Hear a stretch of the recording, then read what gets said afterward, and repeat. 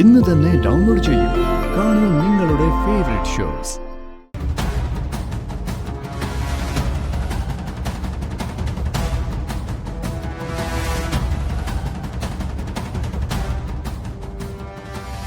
ഇതെന്താ ജോലിയൊക്കെ കഴിഞ്ഞിട്ട് താൻ പോയില്ലേ?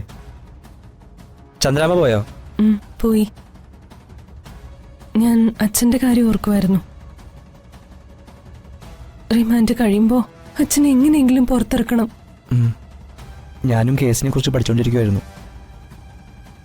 ഇലവുദേശം കൊട്ടാരത്തിലെ തമ്പുരാനെയും തമ്പുരാട്ടിയെയും കരുതിക്കുട്ടി കൊലപ്പെടുത്തിയെന്നാ പോലീസ് എഫ്ഐആർ ഇട്ടിരിക്കുന്നത്.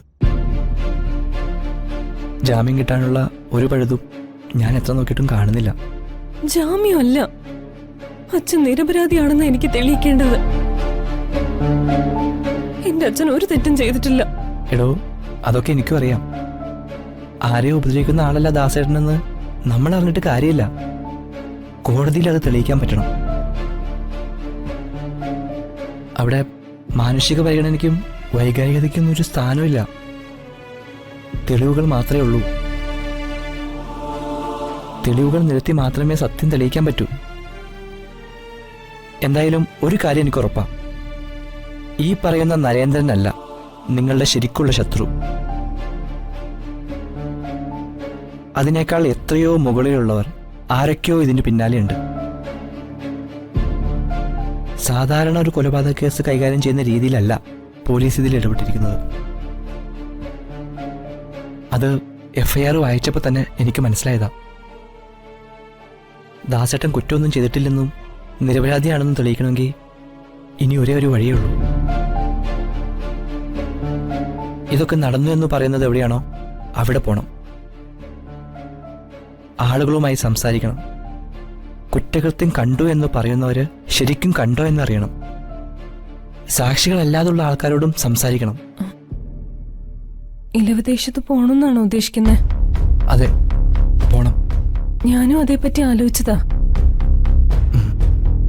അവിടെ കൊട്ടാരത്തിൽ പോയാ അച്ഛന്റെ നിരപരാധിത്വം തെളിയിക്കാനുള്ള എന്തെങ്കിലും തെളിവ് അവിടുന്ന് കിട്ടുമെന്ന് എന്റെ മനസ്സ് പറയുന്നുണ്ട്.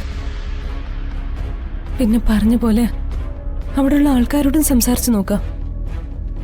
എന്തെങ്കിലും തെളിവ് കിട്ടാതിരിക്കില്ല. ഞാനും വരാം. എങ്കിലുടനെ പോണം. 14 ദിവസമേ ആകെ നമ്മുടെ മുന്നിലുള്ളൂ. അതിലിപ്പോ തന്നെ 2 ദിവസം കഴിഞ്ഞു. ഇനി താമസിക്കണ്ട. ഇലവദേശം കൊട്ടാരം.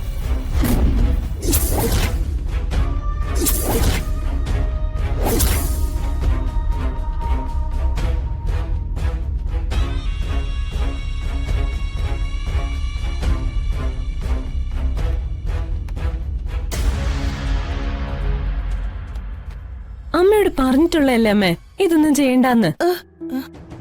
നല്ലോണം റെസ്റ്റ് എടുക്കണമെന്നാ ഡോക്ടർ പറഞ്ഞിരിക്കുന്നത്. കുറച്ചു ദിവസം അമ്മ വെറുതെ ഒന്ന് ഇരിക്കുക എവിടെയെങ്കിലും. ചന്ദ്രാമ്മ കിടന്നു അമ്മ? അമ്മയോട് എനിക്കൊരു കാര്യം പറയാനുണ്ടായിരുന്നു. വേറൊന്നുമല്ല, ഞാനും ഇവിടുത്തെ ഡ്രൈവറും മഹിയും കൂടെ നമ്മുടെ നാട്ടിലേക്കൊന്ന് പോവാൻ പോവാ.